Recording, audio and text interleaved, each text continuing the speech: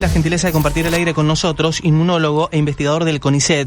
El doctor Jorge Hefner tiene la amabilidad de atendernos. Doctor, bienvenido a la radio de la universidad. Marcelo es mi nombre. Buen día, ¿cómo le va? ¿Cómo está? Buen día, ¿cómo están ustedes? Muchas gracias por la amabilidad de siempre. Siempre se hace un tiempo en su agenda. Bueno, nos gustaría conocer alguna reflexión teniendo en cuenta, en principio, varias cuestiones. La primera, la situación de las universidades nacionales y, por otro lado, los hospitales universitarios también con una actualidad muy particular, doctor.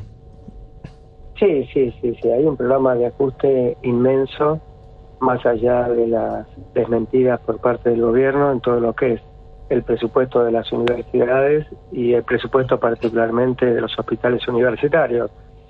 Empezando por los hospitales universitarios, yo estoy acá en Facultad de Medicina enfrente del Hospital Clínicas, que es el más grande de los hospitales universitarios en todo el país. Y de hecho las cirugías programadas se han reducido en más de un 70% porque no cuentan con los insumos correspondientes.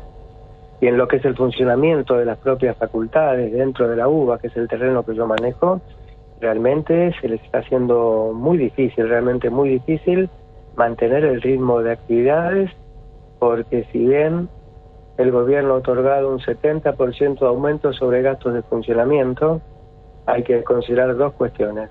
Primero, que la inflación, porque estamos con el presupuesto 2023, la inflación entre el 2023 y 2024 fue prácticamente el 300%, entonces un 70% es solo una partecita.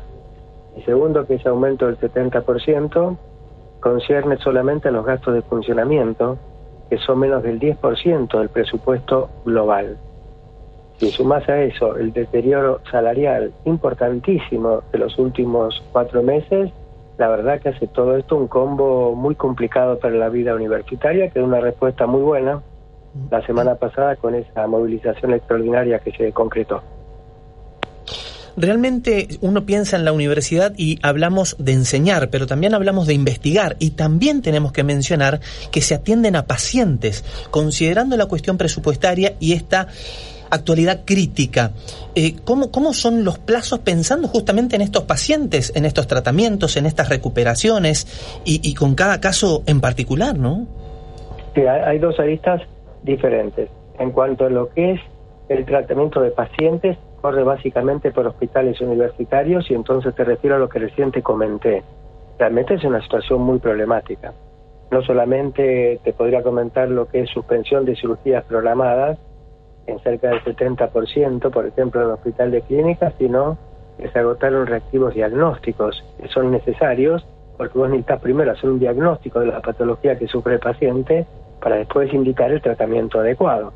Entonces, si no haces el diagnóstico, se complica, lo tenés que derivar, y hay un sistema de salud muy presionado, incluso por fuera de la vida universitaria.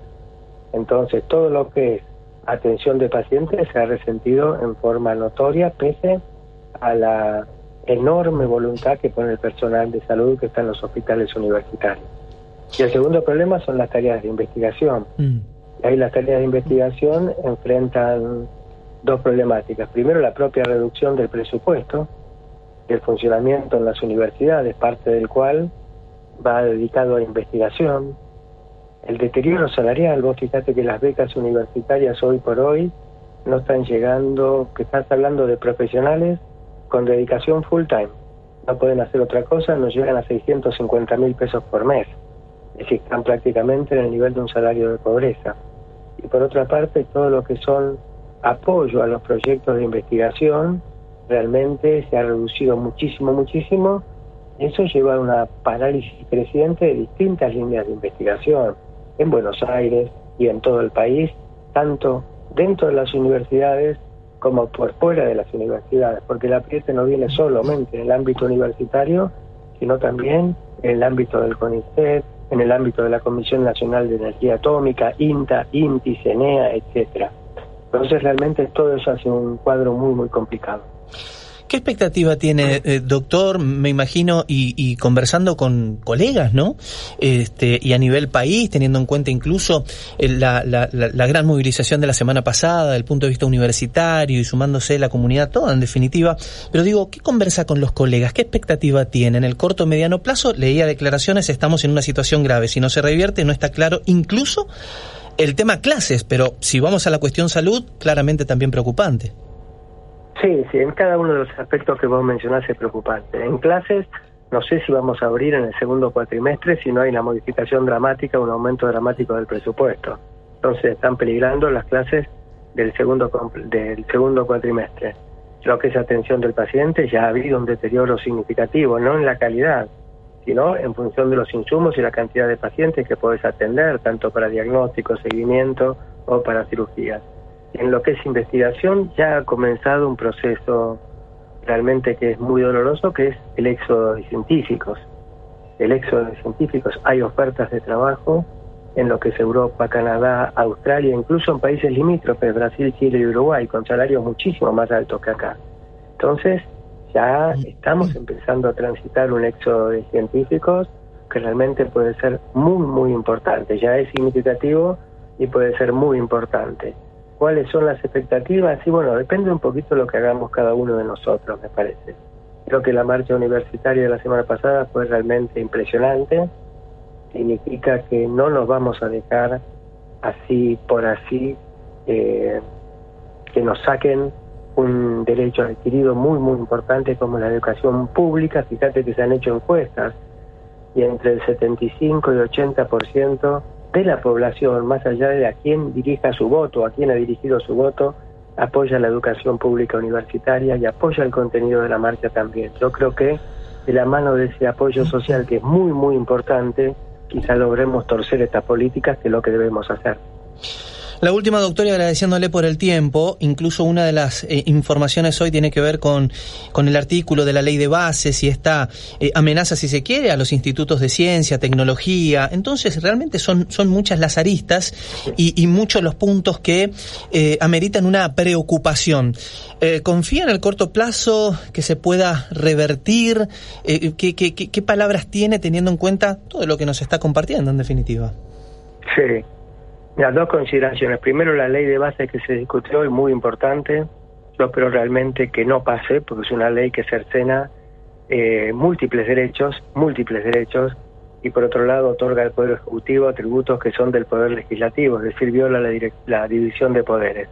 Y particularmente, el artículo 3 faculta al Poder Ejecutivo a modificar todas las estructuras científicas.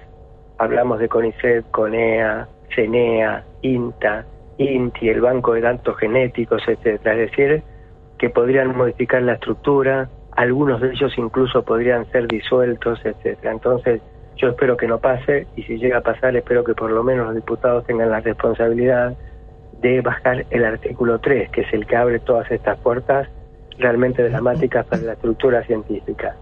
¿Qué va a pasar en el corto plazo? Bueno, yo espero que se vaya marcha atrás con estas políticas. Realmente espero esto, y creo que se inició una presión con la movilización universitaria, y creo que tenemos que continuar este camino de reclamo dentro de lo que es la vida democrática del país, pero creo que esas movilizaciones ya han logrado ciertas cosas, ya ha habido un aumento mucho menor que el requerido y el que es explicitado por el CIN, el Consejo Interuniversitario Nacional, pero creo que es el camino que tenemos que hacer. Si nos comprometemos muchos en ese camino, podemos tener un horizonte, si no se nos va a complicar mucho.